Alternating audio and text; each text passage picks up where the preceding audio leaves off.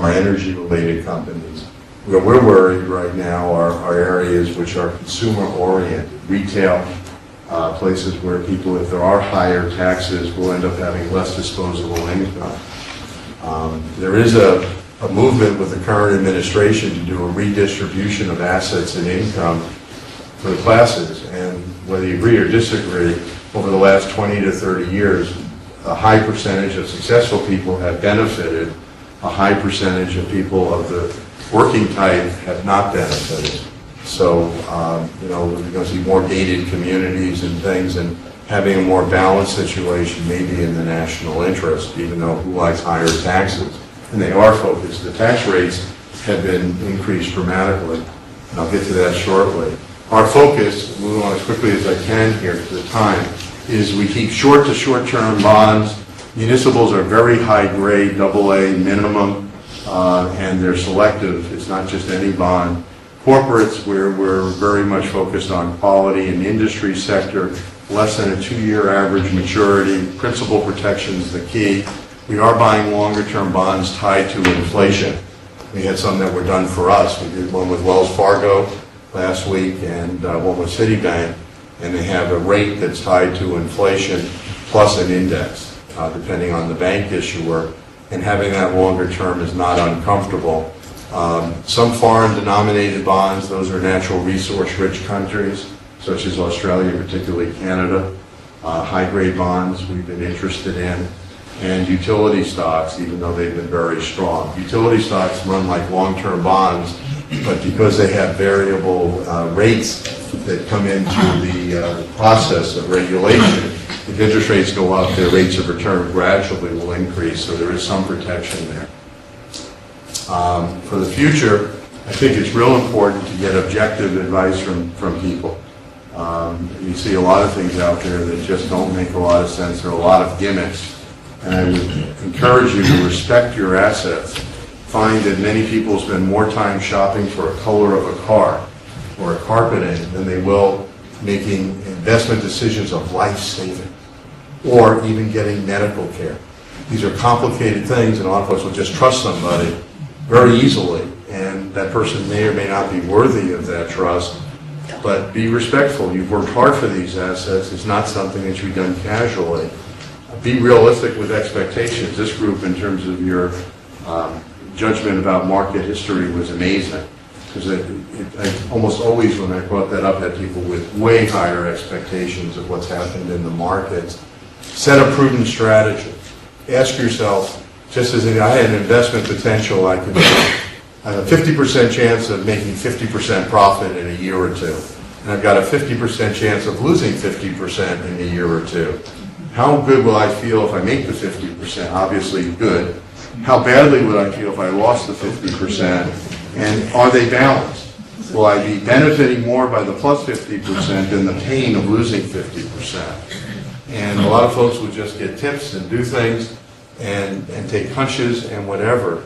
One needs to be prudent and have a discipline to what they're doing and set a target. How much you're going to have in market exposure, how much isn't, and what subsectors. And just, if the market's strong and you get heavy on one side, you find out which things are the least attractive of that group and you sell them. Very, very briefly, can't read this on taxes, but the charitable deductions on IRAs, if anyone still has contributions in mandatory retirement, you can still give them to places like St. Leo this year. It's not clear that that'll exist next year. The sunset provisions have come over. The Bush era tax rates were made permanent, except for incomes, as you can see, over 450,000 joint, 400,000 single, where the rate goes to 39.6%. But there's also on capital gains and dividends a 3% additional surcharge relative to Medicare. This is not trivial. The itemized deductions get reduced. So people in high-tax states could have income tax rates incrementally over 50% between the federal and state minus deduction. It's a major change. And capital gains went from 15 to 20% for high people, plus the 3.8% plus the state. So for capital gains, you could be at 28 or 30% total, where it was 18 or 19% before. Also, This is that 3.8% tax, and anyone wants a copy of this. Trusted estates, if you set them up, are subject to this on the net investment income tax. I think if you're actively managing a partnership or a sub-S, it is not subject to this tax. That's a recent interpretation. And people in real estate with second homes are affected with this 3.8% for any benefit that comes. I'm highlighting this obviously very quickly. If you have children that are dependents to the kiddie tax, the 3.8% applies. And you know, if you have any questions on this, it is not a small change at all. And anyway, this is a little more information.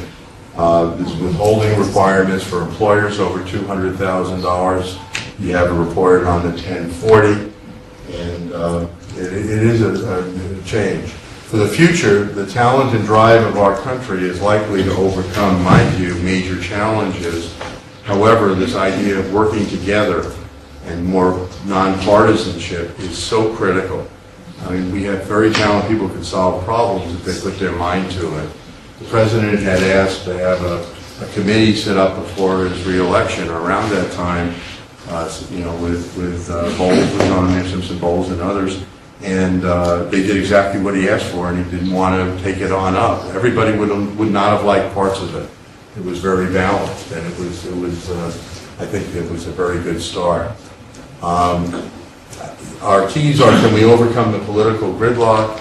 Can we focus on national interest? One other positive is I think U.S. companies in general are very well managed compared to other places. Companies are improving their profitability in a modest economic time. Their financial conditions are generally, this is very much general, stronger than they have been. They're making good strategic decisions.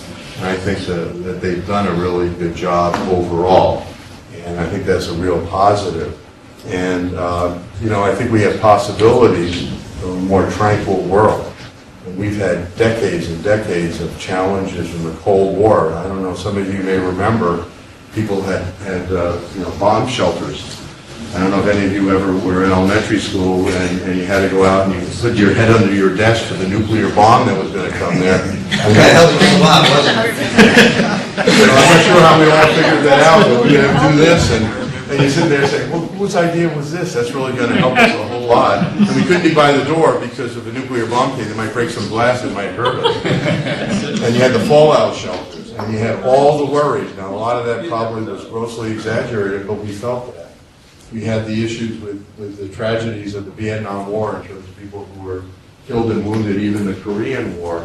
We've had all these issues in the Mideast post 9/11. Who knows what's going to happen next?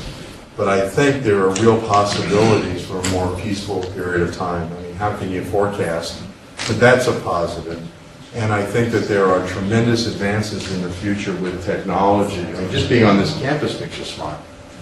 You know, and the healthcare areas, some of the developments by the pharmaceutical companies and device manufacturers are absolutely extraordinary. Oops. Anyway, does anyone have any, well, I'm not sure. I had there's something else here I don't know what happened to it. I supposed to have a final yogi comment. I don't know what happened to it. I've got to make sure I have that in the notes. A couple comments that Yogi had said. One was, thank you. Is it over here? Should be. There you go. Oh, it's in the back. Let's see if we can do that because it was coming up. I have to have a Yogi here. Yeah, here you go. All right. What a guy. Joe's my friend. I've been so nervous in technology. This is about as far as I can go. A couple Yogi quotes to conclude. This is one of the famous ones. When you come to a fork in the road, take it. And that may have some relevance to what we talked about tonight. The second one is the future ain't what it used to be. And I thought that had some relevance to what we're talking about. It's amazing. And the last one, you've got to be very careful. If you don't know where you were going because you might not get there. Many yogi quotes, I thought these three were kind of appropriate to our discussion. I hope if there are some questions or people disagree with a lot of the views, please. I had a question for you. Okay. My experience has been Yes, sir. that the younger generation does not want to learn anything. Most people, I remember when I was in my 20s and 30s, I tried to figure out how to make a living. Okay? The guys nowadays in their 20s and 30s, they're still playing games. Just walk around campus here. Well, I understand, but you're also looking at a bunch of folks that are in debt. That's true. Okay? That's true. And I graduated from school without being in debt. Okay? And I see extremes among young people. I see people who are in debt going to school, and I see people who do not have any education at all. So what do you conclude from that? I'm asking you the question. How do we deal with that if that's what we're seeing? Because I think that's what everybody here sees. Is that right or wrong? Others feel the same way? Only about 2/3 of all college graduates actually have debt. But the 2/3 that do, most recent class nationally was $29,000. Now, a year after we graduated from college, my wife and I got married. If two people with $29,000 each in college debt get married, That's a lot of money. it's a lot of money. A lot more than the mortgage on our first house. So, I mean, there is no doubt that it's a real issue. One of the interesting things is that students who go to college, borrow money, and don't graduate, on average have higher debt than those that do. What do they do? Lord only knows. Lord That's the only reason I'm knows. asking the question. Because the premium to graduate in lifetime earnings is over $1 million. So if you had $29,000 in debt and you graduate from college, you're going to earn in your lifetime, on average, $1 million, more than $1 million more than if you had not graduated. And you'll be able to pay that debt off and have a nice return on your investment. But if you don't graduate and you have that level of debt, it's a burden from which you're probably not going to get out from under. And that, I think, is the most scary place of all. They're probably going to default, but student loan debt is not dismissed in personal bankruptcy either. So it's going to follow you your entire life. Now, I'll add one more thing. Yeah. For-profit institutions enroll a little over 10% of all students, and almost 50% of the defaults come from students that went to for-profit institutions. And they're in that $29,000 average, and their averages generally are much higher. And what's concerning with your point, which I agree with, first of all, round numbers, the average debt that each American has as a function of U.S. government debt is approximately $55,000 a person. Family of four, that's $220,000. So that's another thing. And the area that is of concern, if you look at Tom Brokaw's Greatest Generation, and I have to talk about a man I'm very proud of, but Bobby's dad is going to be 98. He's still living in his own home, and he's a wonderful, wonderful man. If he owed something, and he worked his way up from a very basic level, the thought of not paying it is unimaginable. The current generation is just